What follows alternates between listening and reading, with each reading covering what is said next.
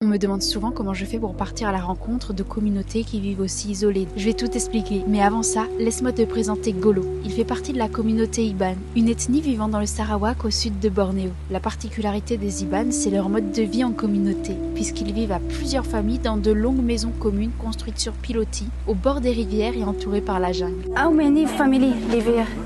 18.